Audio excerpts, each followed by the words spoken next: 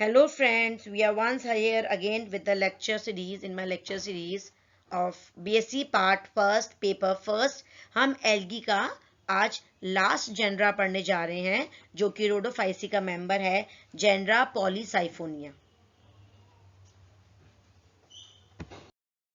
सबसे पहले हम इस जेनरा की सिस्टमेटिक पोजीशन को स्टडी करेंगे। Division Thallophyta, subdivision algae, class Rhodophyceae, order Ceramiales, family Rhodomelaceae and genus Polysiphonia. ये जीनस पॉलीसाइफोनिया रोडोफाइसी का मेंबर है। रोडोफाइसी का मतलब रेड एल्गी। हम सबसे पहले थोड़ा सा जनरल कैरेक्टरिस्टिक्स पढ़ लेंगे। थैलोफाइटा का मतलब है कि जिसमें प्लांट बॉडी का डिफ्रेंसिएशन नहीं होता। एल्गी को अगर अपन देखें, ऑटोट्रॉफिक होती है, स्वयंपोषी, वर्णक युक्त होती है। प्लांट बॉडी थैलसनुमा बहुकोशिकी होती है। सेक्स ऑर्गन्स भी एक कोशिकी और कभी कभी बहुकोशिकी होते हैं। अब हम रोडोफाइसी क्लास को देखें। रोडोफाइसी क्लास का मतलब ये है कि ये रेड एल्गी है। ठीक है, सामान्यतः ये थैलस तंतुनुमा या मृदुतक की होते हैं। प्रकाश संश्लेषिकी वर्णकों में इसमें आर फाइकोसाइनिन और आर फाइकोइरिथ्रिन संलग्न होता है। क्लोरोफिल तो होता ही है, साथ में आर फाइकोसाइनिन और आर फाइकोइरिथ्रिन इसमें पाया जाता है। संग्रहित जो रिजर्व फूड मटेरियल है वो फ्लोरिडियन स्टार्च होता है ना। पूधानी में अचल पूमणु निर्माण और मादा जननांग जो है ग्राह्य संरचना स्त्रीधानी रोमयुक्त होती है। निषेचन के उपरांत इस क्लास के अंदर परिवर्तनों के फलस्वरूप सिस्टोकार्प की उत्पत्ति होती है, जो अभी तक हमने इतनी क्लासेस में पढ़ा उसमें तो ये रोडोफाइसी का स्पेशल कैरेक्टर होगा। और जनरली ये वाली जो एल्गी होती है वो मैरीन एल्गी होती है। ठीक है, अब ऑर्डर सेरामियल्स अगर हम देखेंगे तो इसमें क्या होता है, थैलस के अंदर कॉर्टिकेशन होता है, वल्कटीकरण। ठीक है, होने से ये बहुसाइफनीय पॉलीसाइफोनस मुख्य अक्ष परिकेंद्रकों से ढका, मतलब इसका जो स्ट्रक्चर है वो पॉली मतलब बहुत सारी और साइफन नली जैसा स्ट्रक्चर बनता है। और सहायक कोशिकाओं का निर्माण निषेचन के पश्चात होता है, जो कि इस सेरामियल का स्पेशल कैरेक्टर है। द्विगुणित कॉर्पोस्पोर्स का निर्माण सिस्टोकार्प से होता है। और जो कॉर्पोस्पोर्स के जो अंकुरण से क्या होता है, अगर हम सेरामियल्स का देखें इसमें तो बीजाणुद्भुत की विकसित, जिसमें अर्धविभाजन के फलस्वरूप चतुष्कीय बीजाणु का निर्माण होता है। अब हम फैमिली रोडोमिलेसी को देखेंगे। रोडोमिलेसी फैमिली में क्या होता है, थैलस बहुसाइफन, जो जैसा मैंने आपको बताया बहुसाइफनी पॉलीसाइफोनस स्ट्रक्चर होता है। थैलस पार्श्वी या द्विभाजवी शाखाओं युक्त बहुसाइफनी और एकल साइफनी भी हो सकता है। एकल साइफनी शाखाएं या ट्राइकोब्लास्ट आशुपाती रंगहीन भूमणुधानी पे होता है। अब जेनरा पॉलीसाइफोनिया। जेनरा पॉलीसाइफोनिया के स्पेशल कैरेक्टर हैं, ये मुख्य अक्ष परिकेंद्रकों से ढका रहता है। वृद्धि गुंबदाकार एपिकल सेल के द्वारा होती है, शीर्ष कोशिका से होती है। पड़ोसी कोशिकाओं में गर्त से मतलब पिट कनेक्शंस पाए जाते हैं। जीवन चक्र में 3 पौधे युग्मोद्भिद, कार्पोस्पोरोफाइट और टेट्रास्पोरोफाइट, 3 स्ट्रक्चर इसके अंदर होते हैं। नर व मादा युग्मक अचल होते हैं। और निषेचन के मतलब फर्टिलाइजेशन के फलस्वरूप कार्पोस्पोरोफाइट में द्विगुणित कार्पोस्पोर्स का परिवर्तन होता है। तो ये हमने पूरा इसका क्लासिफिकेशन को स्टडी कर लिया। ठीक है, अक्रेंस अब हम देखेंगे इसकी कि ये कहाँ कहाँ पर पाया जाता है।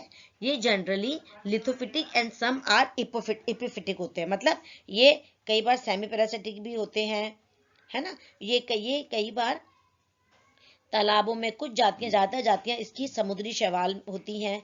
ठीक है ना, most of the species are marine, epiphytic, lithophytic. ठीक है, अगर हम इसका थैलस स्ट्रक्चर प्लांट बॉडी को अगर देखें तो प्लांट बॉडी जो होती है हेट्रोट्राइकस टाइप की, ये डेंस ब्राउन और वॉयलेट रेड कलर की होती है। हल्का सा पर्पलिश रेडिश कलर जो होता है इसकी बुशेस का दिखाई देता है। ठीक है, और ये सुखाए शाकित तांतों की ब्रांच फिलामेंटस फेदरी प्रतीत होता है। इसका रंग मुख्य रूप से भूरा रक्ताब लाल पाया जाता है।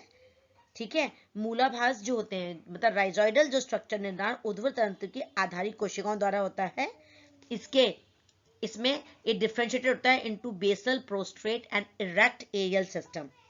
ठीक है ना, मिलकर संलग्न चक्रिका अटैचमेंट डिस्क का निर्माण करते हैं।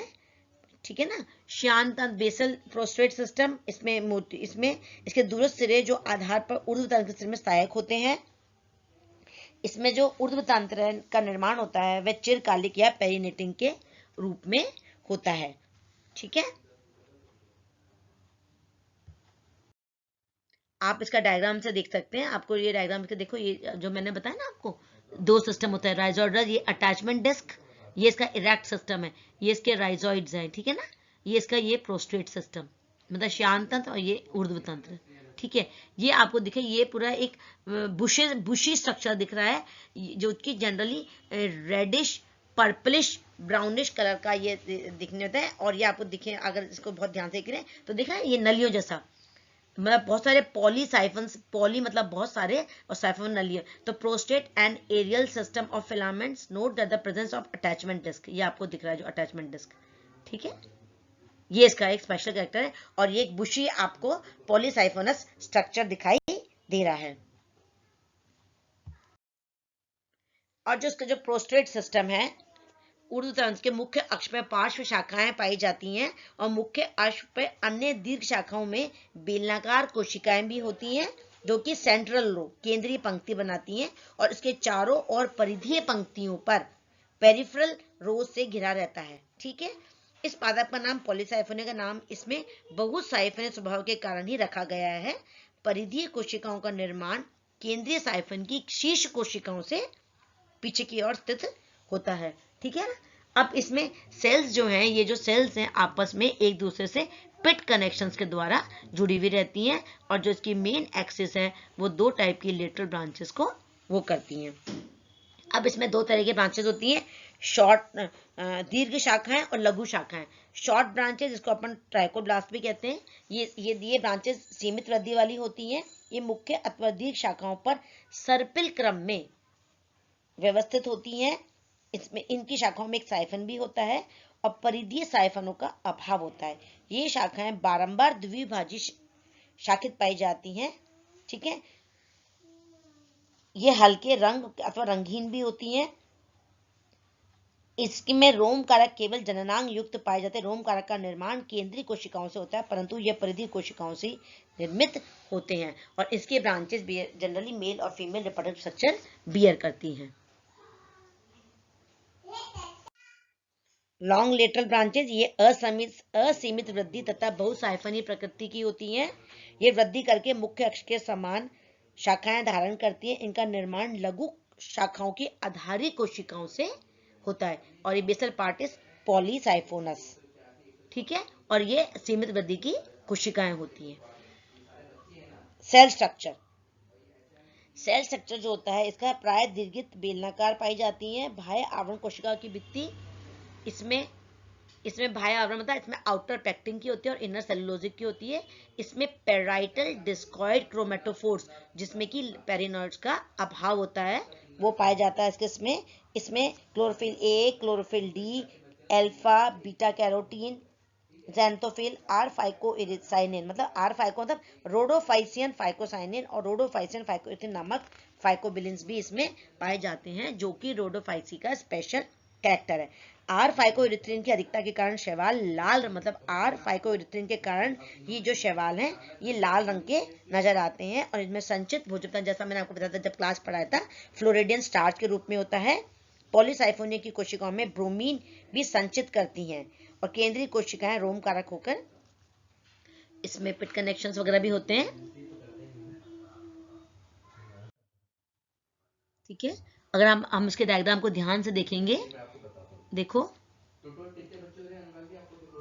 ये देखा, अब ये जो मैंने बताया ना ब्रांच, ट्राइकोब्लास्ट ब्रांच निकल रही है इससे, ये ब्रांच इनिशियल, ये एपिकल सेल जो कि इसकी ग्रोथ के लिए ये है apical portion of aerial axis and axis in transition, मतलब टीएस सेक्शन, जिसमें ये पेरिसेंट्रल साइफन है, सेंट्रल साइफन है, और कॉर्टिकल सेल्स है। दो तरह के ब्रांचेस है ना, लॉन्ग ब्रांचेस और शॉर्ट ब्रांचेस, ठीक है। अगर अब हम इसकी, ठीक है, और इसमें क्या होता है, तिरछा विभाजन होकर छोटी त्रिकोणीय कोशिका भी बनाती है। वृद्धि का अगर हम देखें, इसमें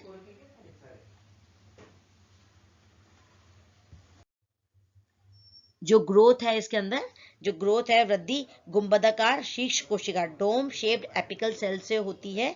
ये कोशिका अनुप्रस्थ विभाजनों से एक केंद्रीय साइफन का निर्माण करती है, और शीर्ष कोशिका के कुछ पीछे की ओर स्थित सभी कोशिकाओं में परिणतिक, मतलब इनमें लगातार डिवीजन होता रहता है, और 4 से 24 कोशिकाएं बन जाती हैं, और शाखा प्रारंभिकाओं का निर्माण का केंद्रीय कोशिकाओं से होता है।